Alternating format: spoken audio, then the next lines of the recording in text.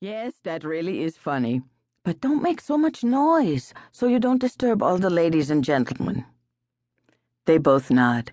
Then they take each other's hands and start playing again, only the slightest bit quieter than before.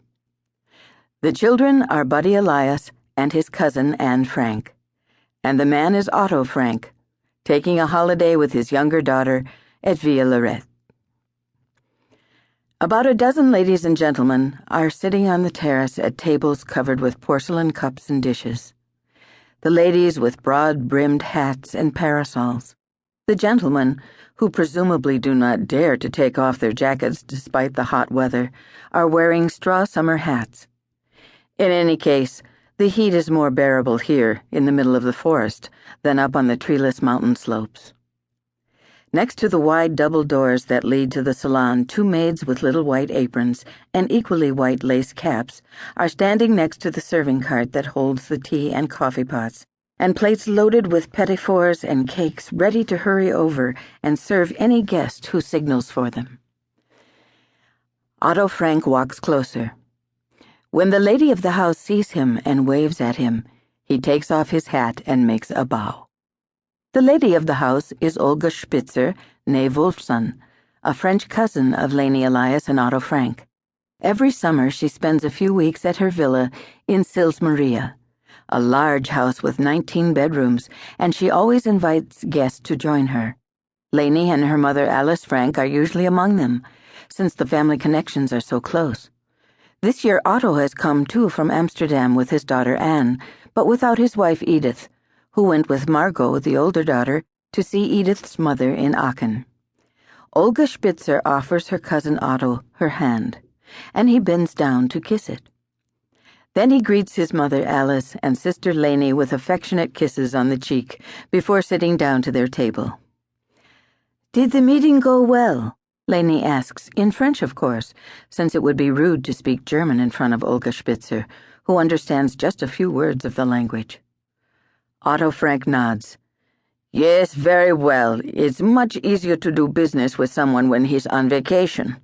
He agreed to everything I suggested." Meanwhile, the children have come closer, curious. But the adult conversation does not interest them. They each grab a little cake. "What should we do now?" Buddy asks, chewing.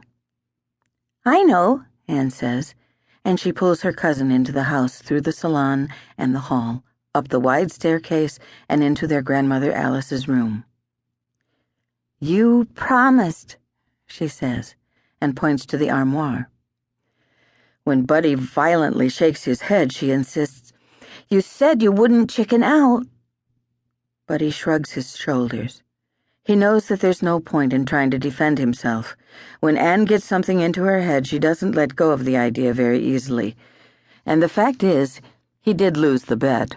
She had dared to clamber up the tree, after all, get a bird's egg from its nest, and come down with the egg in the pocket of her skirt without breaking it. Then, despite his warning, she climbed back up and put the egg back again. "Come on, do it," Anne says. She sits down in the armchair and tucks her legs under her. Buddy wipes his sticky hands on his pants, hesitantly opens the armoire, and takes out a black dress. His grandmother Alice always wears only black dresses. This one has a white lace insert.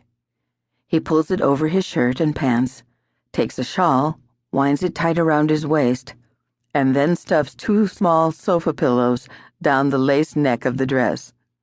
Anne giggles with recognition. He looks at himself in the big mirror next to the armoire. The game is starting to be fun for him, too.